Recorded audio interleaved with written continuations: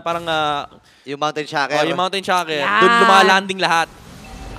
Okay. So, may panibago na pwedeng play style for a Yisuchin. Okay, tinatry mga highway. Okay, na-force yung flicker. Super Yoshi ay tumapak. Doon yung stun. Okay, andito yung burst mula doon sa kanyang darkening. Habang itong si Kekidot naman ay magiging next sa target. Napakakatina ng mga pokes. Nakadalawa kagad si Okir. Sabi nila, maglalabas kayo ng bago. Maglalabas din kami ng bago dito. Nako, nakagrab-grab. Pero makakatakas itong si Choban. Doon pa rin yung poke on sakit. Ang hapde! At buhay pa rin. Grabe ang sustain! Mula kay Super Yoshi, Andorio ay nakapatay pa. Sabay yung pagong ay napunta pa sa barangay. Grabe yung surge of life mula kay Super Yoshi. Medyo questionable yung attempt ng AP Brent. Ginamit lahat para ma-zone dito yung kalaya ni Super Yoshi. Pero sobra din yung paggamit. Even yung Phantom Steed ay ginamit dito mula lahat, kay no? James Max. Oo, binitaw lahat. Tapos ang na-force nila is yung flicker lang. So, ang laki ng punish mula sa side ng Smart Omega. And again, malaking factor to kasi yung snowball ni Andorio yung aabangan natin. Isa to sa pinakamabilis na mag-snowball na marksman na jungle na pagdating mo ng mid-game, kapag enough yung kanyang lead, nang 1v5 yan. Oh, lalo na to 1-0-2 na si Andorio for this game and 3-0 para dito sa Omega. Pero magiging bawi naman dito ng AP Bren is to go on the other sides of the map para medyo mapigilan yung YSS. Pero pagdating kasi dito sa mga junglers natin, medyo ito yung mga jungle heroes na hindi masyado sumaside, di ba? Tama ba? Ay! Aray ko, bes. Napatay. Ang sakit nun, ha? May Purify. Hindi na pindot. Masakit yun. Ay, oo nga, hindi niya nagamit yung Purify niya. Sabi mo pa naman din na midnight nung kanina, ang hirap ng Granger na naka-purify. Bihira natin makita yung Granger naka-purify. Feeling ko nakalimutan niya naka-purify siya. Kasi bihira lang siya mag-purify But top late natin dito si Kekidot. Parang abangan yata si Shizu patiently. Pero gagawin mo ng mga players dito ng Barangay Omega. Si Jom, nag-aabang si Jom. And si Shizu, chinecheck niya na rin yung mga gilid-gilid kasi wala kang info kung nasan si Super Yoshi. Ang hirap nito for AB Brent. Parsado ng yung kabayo nandun sa gold lane lang. Hawak-hawak lang ng konting river bush. Pero pag tinignan niyo yung mapa ng Smart Omega, napakaluwag. And dito na magsisimula yung mga swing-swing na kinakover lang nila yung mga river bushes. Kita nila yung info na nandito yung hero ni Kekidot, nandito yung Job Skirt, and yan na, doon na magsisimula yung laban. Huli, nagamit kagad yung Crimson Beacon. Dale ay to the rescue na din. Luis and Kekidot ay magkaharap. Ngayon ay sisimulan na rin yung ikalawang pagong ng laban. And this time, nagamit na rin yung Mountain Shocker. Shizu ay aabante na rin pero hindi ata aabot dito ang AP Bren.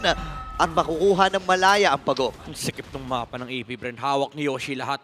Kumbaga, for Kekidot, para makatawid siya ng river, kailangan may sila body-body system. Kasi yan ang, yan ang nature nung Hylos versus Kalea. Lalo pag snowball yung Kalea, parang di na kailangan respetuhin yung Hylos kasi pwede nilang bigyan si Kekidot na yan. Si Luis iniwan na yung XP. Barag, Tsaka naglo-long lane na dito kahit XP lane. Yung, di ba normally makakalakad ka pa na hindi ka maiilang sa riverside. Dito dumadaan muna sa may jungle area. So parang magiging action na lang ng AP Bren dito is somehow paliitin yung mapa dito ng Smart Omega, but definitely lamang na lamang ang Omega para dito sa ating laban. Kasi Furilio, si Super Yoshi, tsaka si Luis nakakalagpas doon sa mga other areas at natatimingan kung kailan lalabas mga purple buff, yung mga iba pang jungle, di ba? Pwede sila mag-teamfight anytime.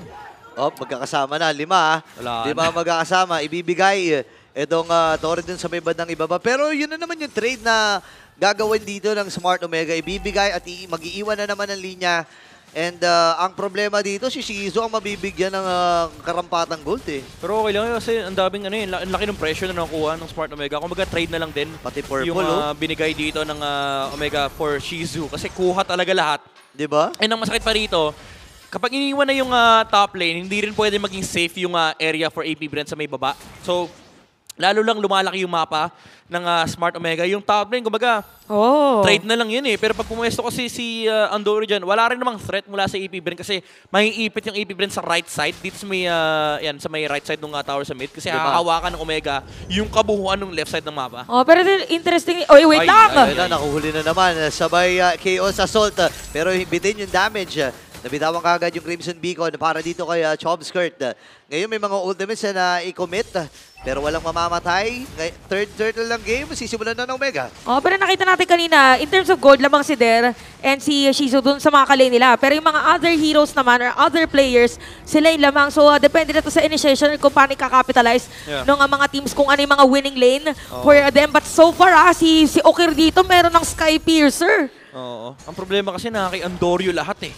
Kumbaga, ang kailangan isipin dito ng AP Brent, kailangan nila patayin yung YSS. Yep. Pero even if they do so, ang daming panggagalingan ng damage. Tapos meron ka pang intindihin na pagdating sa team fight, si Jom, yung gold laner ng Smart Omega, hindi mo pwedeng tignan na something na pwede natin patayin to kasi yung hero niya, panlaban eh. Oh, siya ngayon nauuna na nagsaset ngayon eh. Kanina, sabi niya siguro kanina, parang gusto ko na talagang humarap ngayon.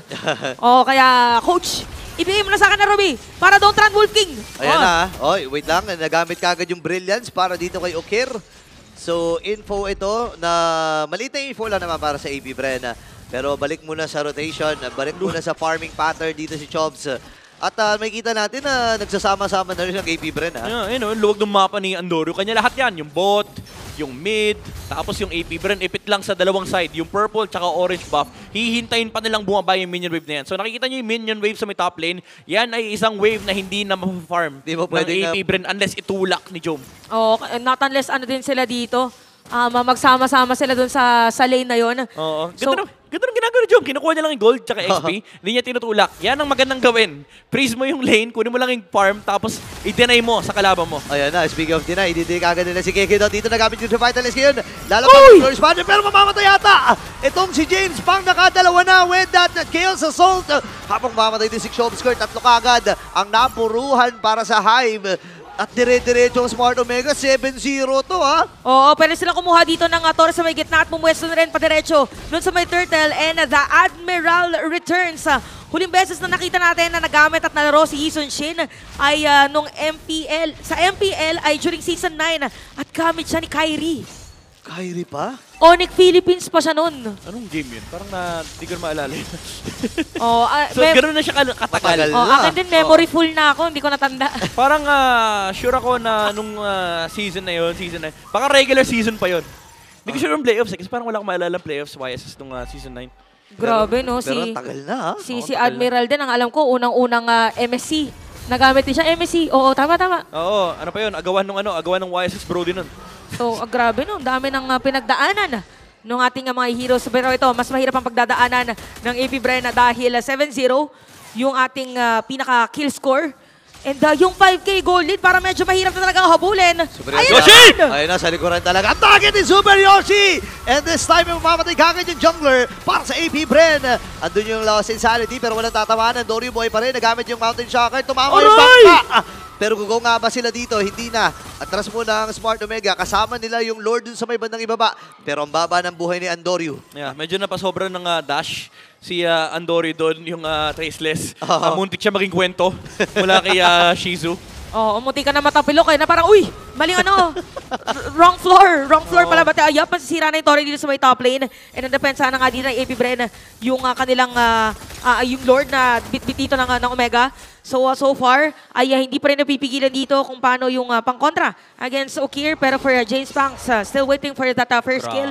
0-3-0. But look at the damage dealt. Andorio, 37,833. Ganyan talaga yan yung nature ng YSS jungle. Ang bilis mag-snowball niyan Dalawa lang silang yung dalawang marksman jungle. Yung YSS tsaka yung Nathan.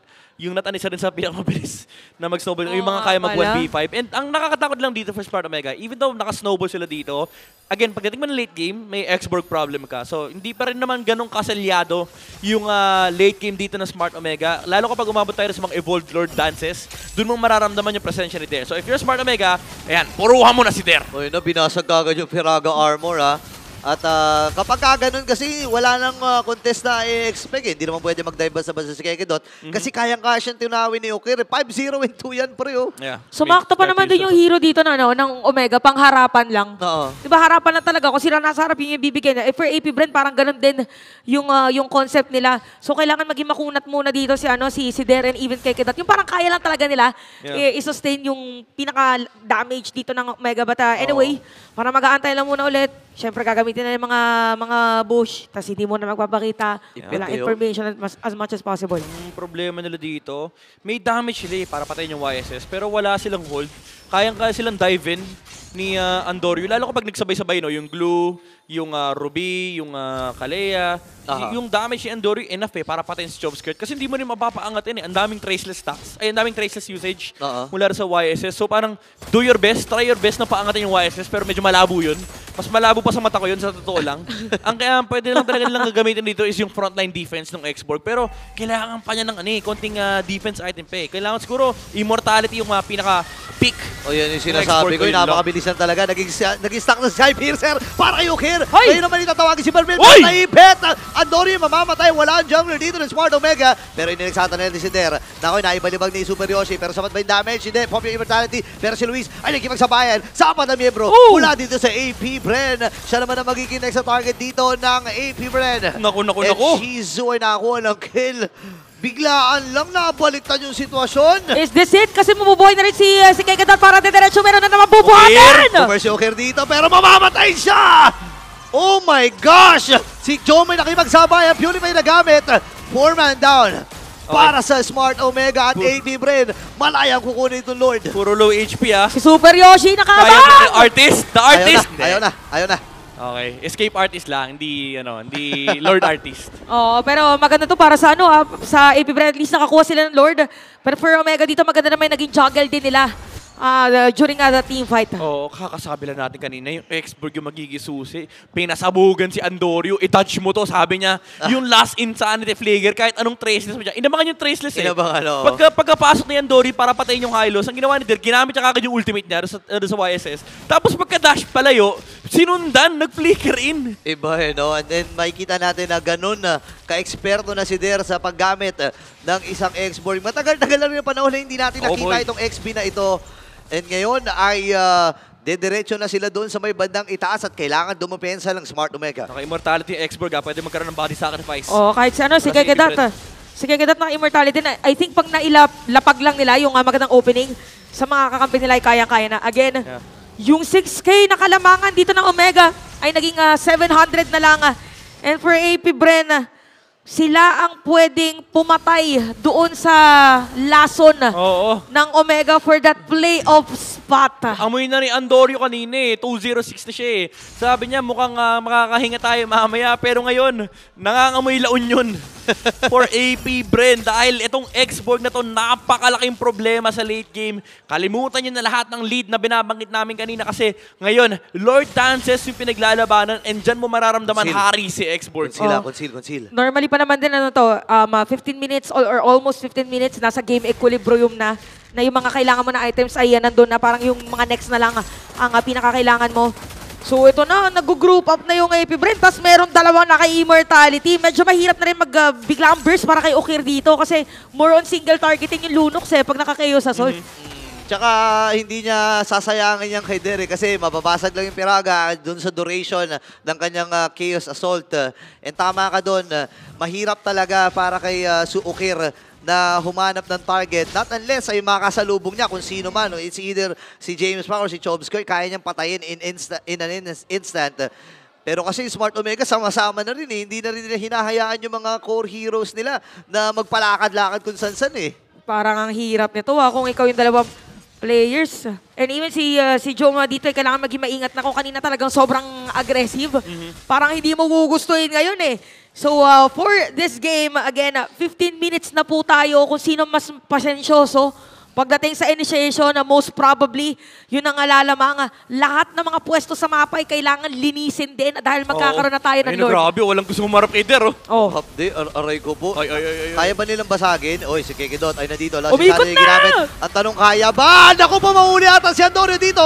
Kailangan niya lumayo. Hinahabol pa rin siya ng Shobs. Andun na rin si James Boggs. Pop yung immortality ngayon, Super Yoshi. Ililigtas niya ba itong si Andorio? Ang tanong, ay ang kasagutan ay hindi na nga niya magagawa. Pop yung emo. Delikado ata ang Smart Omega dito. Pupush dalawa ang mamamatay tapos may Lord pa. Naku po. News update, hindi rin na-pop yung immortality in there. Hindi, ay. Although nabagplanuhan yung Granger sa likuran, nahuli siya ni Jom tsaka ni Ukir. Pero hindi kasi nagmamatter rin. Alam mo, yung carry dito, yung expert na hindi na yung Granger eh. Parang ilan yung magiging buhay niya sa Firaga Armor, isang tumbling. Apat yan. Apat yan. Apat kasi yung Firaga Armor, yung HP niya, tapos pag nag-emo, Firaga Armor ulit, tsaka HP niya. Oo nga pala, So, may reset yun eh. So, parang gagawin mo dito kung i-burst mo na ba talaga, ginamit yung Glorious Pathway. Okay, si Luis nakaharap, atras, pero yung Lord tinutuloy ng AP Bren. Wala, hindi makalapit. Biti na rin yung Chaos Assault mula dito kay Okir. Wala nang makalapit sa Hive. Kanya lahat. Pati Lord Oh my kanya. gosh, wait lang sumabit din Grab-grab ay nagamit. Ang Nandiyan na si tanong, Shizu. kakayanin niya ba? Aray! Parang hindi ata. Doon yung mga post. Freed lang si Shizu dito. At si Luis ay mamamatay. Ngayon, ito ata ang bawi ng Smart Omega. Pop lang immortality. Pero Wala na last si Sunny na yan, ha? Pero naibalibag. Uy, Ayan, napop na rin ang nakatakas! Firaga. And this time, nakapag-breaker din itong si Der. Ang hirap talaga patayin. Alam mo yung ang ganda sana ng sagot, pagkalabas ng Immortality, kinuha kagad, sinunami slam. Kaso ang problema kasi, pagkatanggal ng Firaga Armor, immune si Flicker. X-Borg. Immune pa yun, tapos meron pa flicker. Oo, yung pag hinubad na yung armor niya, immune siya doon, tapos may flicker out lang. So ngayon for there, yun yung sinasabi nating apat buhay, kinumit lahat mula sa side ng Smart Omega para lang mapatay yung X-Borg. And ngayon, round 2. Kasi ito na naman kompleto yung buhay, may Firaga Armor, at may Last Insanity pa. Oh, if ever pa, pwede pa siyang bumili ng ibang defensive items. Winter Crown, pwede. Oh, Winter oo. Crown. Ayun, si Chopskirt. Si Chopskirt yung bumili. But anyway, Lord will march in dito sa may top lane. So, Omega dito kailangan nilang madepensahan to. Pero para mahirap naman gamitin kayo sa Sol. Para nasa Lord, papasok na. Ginamit na kayo Winter Crown. Yun ang sinasabi natin ngayon. Ito na yung dive na gagawin ng AP Bren. Kailangan matras si Smart Omega. Basta Victorious may batang itaas. Pero nakasabi na with the grab. Ngayon naman, si Andorio ay nakapupok na nga rin lang. Namamatay itong si Luis. 4v5 ang magiging laban. Kakayanin ba nila? Ando yung Tsunami Slam. At diretso na ang AP Bren. Pero makakapatay si Okir. Atras muna sila dito. Ang baba ng buhay ng Lord. At nakapatay si Okir. Ladies and gentlemen, kailangan na umatras ang Hive. Nilalaban ngayon ng Omega yung kanilang base, pero kitang-kita na natin na talagang grabe depensa yung kanilang ginawa doon. So, for AP Bren, medyo na-burst na yung mga heroes nila. Buhay pa, ayaw pa mag-book. Ayaw pa. Ayaw pa mag-book ng kwarto, ng transpo. Buhay pa ang hininga ng AP, ng Smart Omega. And for AP Bren, kala ko yun Ramdam ko na yung Lord medyo mahirap na pensahan. Pero Okir and Andorio finding that skill onto James Pangs. Naging malaking factor kasi nahati yung damage dito ng AP Bren. Si Shizu na lang yung technically sumunod na damage dealer after din ma-burn yung Firaga Armor ni Der. Pero ngayon, pag-uusapan natin yung mga Evolved Lord na. Ito na yung binabangkit natin kanina. Pagdating sa Evolved Lord, hari si X-Borg dito. Kasi ang hirap labanan ni Der ngayon na meron ng Ice Queen 1. Tapos dagdag pa natin dyan, magkakaroon pa siya ng another set ng Immortality pag lumabas na Evolved Lord. Mag-CCED na. Pero yung depensa kanina ng Omega, sabi nila parang napapaisip kami sa La Union boss kasi 6 hours na na biyahe pala yun. Parang wag na lang muna ba tayo. For jokes aside, for AP Bren dito, sila mas magandang hold doon sa may Lord dahil sila na rin yung dalawang inhibitor turret dito ng Smart Omega. And even pagdating sa Clash, parang si Shizu dito mas madali compared sa kay Jom na mag-deal ng damage kasi kay Jom dito parang nasa-shred na yung HP niya. Yep. So tingnan natin, narinig na naman natin yung ugong. Again, this is Lord Evolved. Pagalingan na to, merong conceal. Naramdaman ba ng AP Bren? Atras muna sila. Okay, si Super Yoshi lang ang merong immortality. Pagalingan na to ng posisyon. Ayan, pagalingan na to ng posisyon. Pagalingan na initiation. Para ipipilit yata muna na magkaroon ng immortality dito si Der. Unang mapikon talo, unang mag-dash talo kasi may Glorious Pathway mula kay Kekidot. Kalahati kagad yung buhay ni Andorio dito. Nagamit niya yung kanyang regen. Ngayon, Super Yoshi, available yung flicker. Any moment ay pwede siya manghuli. Kekidot bumili na rin ng Guardian's Helmet para wala nang uwian. Alam niya, nararamdaman ko boss, mahaba yun dito. Mahaba to. Mahabang pastulan to. Nakabait yung nakabait yung immortality ni Der. Ayan na. Meron na immortality yan. Ngayon, iuunahin na lang si Kekidot. Ang tanong, sapat ba yung kanilang damage para Buhay pa rin ito? yata. Walang immortality dito. Buhay pa rin! Nabuhay pa si Kekidot! Ito na yung pagbawi ng AP Bren. Buhay pa rin si Luis. Duguan ang mga buhay dito ng AP Bren. Pero ang kapal ng minion sa may top. Ano ang magiging desisyon ng Smart Omega? Ang pauwi nila si Luis. At reset at balik na naman dito sa Lord. Parang medyo mabagal na mag-clear yata. Tama ba midnight ang isang glue? Magdamag siya dyan. Baka hanggang bukas siya dyan. Bitin yan. And ito na naman yung Firaga Armor. May Last Insanity na naman si Der. Ang dami niyang ultimate, ang dami niyang HP. May immortality pa. Ang daming set ng skills dito ng AP Bren. Buhay na rin yung Glorious Pathway mula kay Kekidot. Ang hirap for Andorio na makabalik sa pwesto.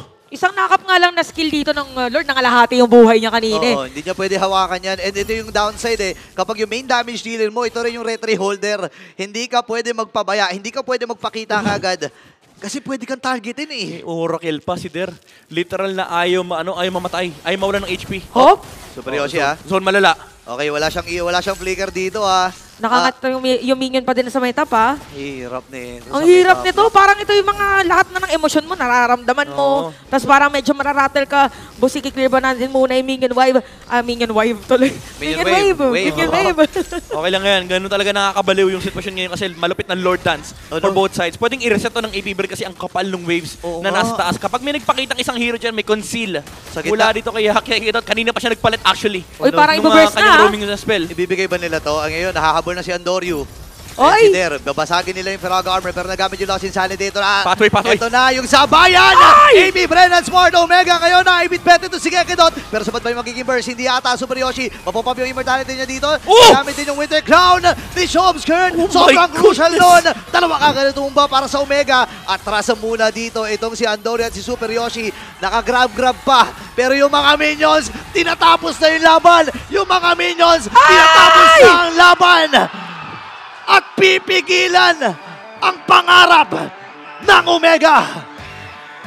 And with that, with an reverse sweep, AP Brenna ang tatapos sa lason na inihanda ng barangay. After many seasons na nakakita tayo ng mga miracle run for Barangay Omega this season